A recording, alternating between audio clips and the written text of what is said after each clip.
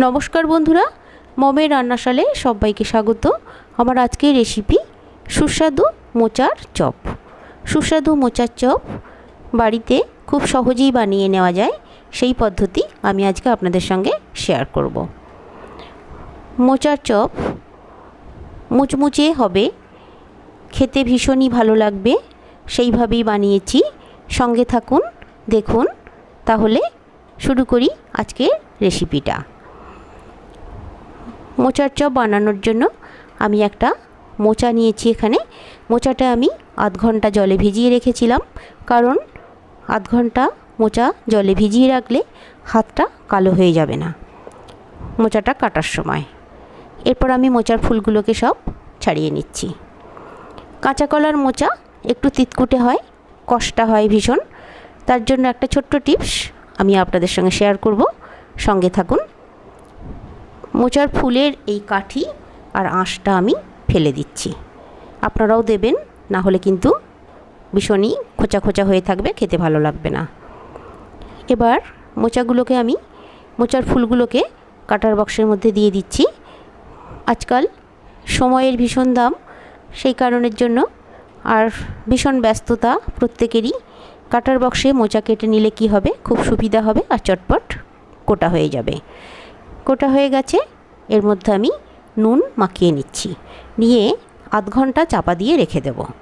তাতে করে কি হবে, মোচার কষটা ভালোভাবে চলে যাবে। এবারে খুব ভালো করে নিংড়ে প্রেশার কুকারের মধ্যে দিয়ে দিচ্ছি। তাতে আমি একটা আলু কেটে দিয়ে দিয়েছি, দিয়ে 3টে সিটি দিয়ে নিচ্ছি। গ্যাস অন করে আমি কড়া বসিয়েছি। কড়াই আমি 2 পলার মতো তেল দিলাম, দিয়ে 2টো শুকনো লঙ্কা ভেজে তুলে নিলাম। এবার একটা বড় সাইজের পেঁয়াজ সেই তেলের উপরে দিয়ে দিলাম, একটু রসুন বাটা দিলাম, দিয়ে ভালো করে ভেজে নিচ্ছি। এরপরে আমি 1 চামচ আদা বাটা দিচ্ছি, হলুদ দিচ্ছি 1 চামচের মতো, ছোট চামচের 1 চামচের মতো, নুন দিচ্ছি পরিমাণ মতো, চিনি দিচ্ছি স্বাদ মতো, লঙ্কার গুঁড়ি দিচ্ছি 1/2 চামচ, ছোট চামচের 1/2 চামচ,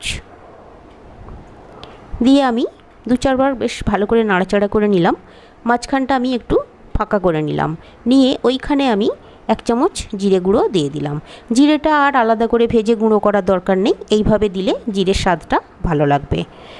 ওর ওপরে আমি মোচা আর আলু সেদ্ধ করা সেটা আমি দিয়ে দিলাম, দিয়ে খুব ভালো করে কষে নিচ্ছি। কষা হয়ে গেছে।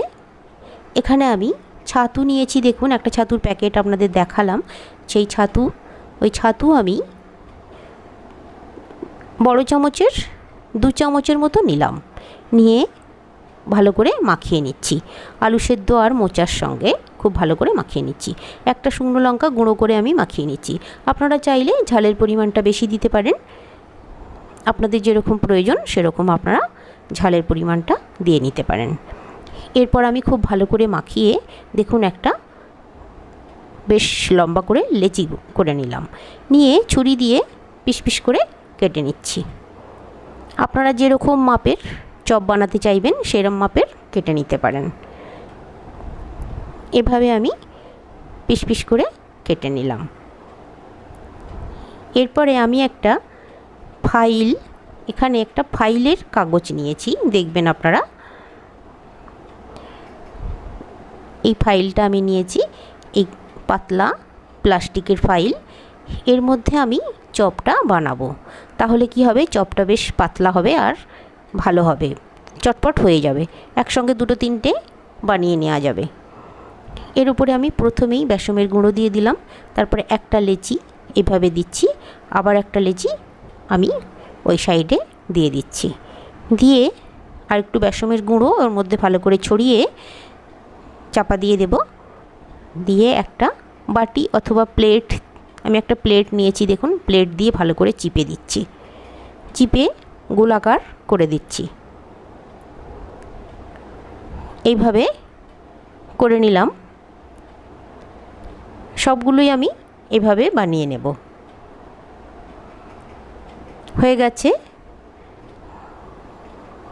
এবারে চাপাটা খুলে আমি ওইগুলোকে তুলে নেব একটা একটা করে। এখানে আমি যে কথাটা বলছিলাম, কাঁচকলার মোচা ভীষণ তেতো লাগে বা কষাটে লাগে, সেই কষাটে ভাবটা থাকবে না যদি আপনারা কাঁচকলার মোচার বোঁটাটা কেটে সামান্য একটু চুন বোঁটায় লাগিয়ে সারা রাত্রি রেখে দেন, পরের দিন ভালো করে ধুয়ে কুটে নেন আর ভালো করে নুন মাখিয়ে চটকে জল ঝারিয়ে নেন, তাহলে মোচার কষাটে ভাবটা সম্পূর্ণ চলে যাবে। কাঁচকলার মোচা খাচ্ছি মনেই হবে না। এখানে সবগুলো চপ আমার বানানো হয়ে গেছে। একটা বাটিতে আমি বেসন নিয়েছি বেশ খানিকটা পরিমাণ, তাতে একটু নুন, হলুদ আর একটু খাবার সোডা দিয়েছি, দিয়ে খুব ভালো করে ফেটিয়ে নিচ্ছি। বেসনের গোলাটার ঘনত্বটা দেখুন আপনারা কিভাবে করছি, ঘনত্বটা ঠিক এই রকম হবে, খুব পাতলাও হবে না, খুব মোটাও হবে না, ঠিক এইভাবে বানিয়ে নিতে হবে বেসনের গোলাটা। বেসনের গোলাটা আমার বানানো হয়ে গেছে। চপগুলো এবার বেসনের মধ্যে দিয়ে এইভাবে পুরো ভালো করে বেসনের গোলা মাখিয়ে তেলের মধ্যে ছাড়তে হবে। তেল আমার অলরেডি গরম করতে দেওয়া ছিল, তেল গরম হয়ে গেছে। তেল খুব চনমনে গরম হলে তবেই বেসনের মধ্যে ডুবিয়ে চপগুলো ছাড়তে হবে, না তো কড়াই চিটিয়ে ধরবে। এইবারে আস্তে আস্তে চপগুলোকে আমি ভেজে নিচ্ছি। মিডিয়াম টু হাই ফ্লেমে চপটা ভাজতে হবে। চপগুলো এইভাবে ভেজে নিচ্ছি। দেখুন তেলের মধ্যে ঠিক যতগুলো যাবে ততগুলো চপই দেয়া যাবে, তার বেশি দেয়া যাবে না, তাহলে ভাজতে অসুবিধা হবে বা ভাজাও যাবে না খুব ভালোভাবে। এভাবে আমি প্রথমে 3 পিস দিয়েছি, দিয়ে ভেজে তুলে নিচ্ছি। আপনারা চাইলে কড়া ভর্তি তেল দিতে পারেন, দিয়ে তাতেও ভেজে নিতে পারেন। এভাবে আমি সবগুলোই ওই তেলের উপরই ভেজে নেব। রেডি হয়ে গেছে আমার মোচার চপ। তাহলে চটপট বানিয়ে ফেলুন এইভাবেই মোচার চপ। সুস্থ থাকবেন, ভালো থাকবেন আর নতুন নতুন রেসিপি করে সবাইয়ের মন জয় করে নেবেন। ভীষণ ভীষণ আনন্দে থাকবেন, খুশিতে থাকবেন। আমার ভিডিওটা ক্লিক করার জন্য আপনাদেরকে অসংখ্য অসংখ্য ধন্যবাদ। চপটা আমি ভেঙে দেখাচ্ছি, দেখুন ঠিক এরকম হয়েছে। খুব ভালো হয়েছে না? খুব সুস্বাদু হয়েছে, এটা আপনাদের আমি খুব জোর দিয়ে বলতে পারি। তাহলে আজকে চলি, আবার নতুন রেসিপি নিয়ে আপনাদের কাছে হাজির হয়ে যাব।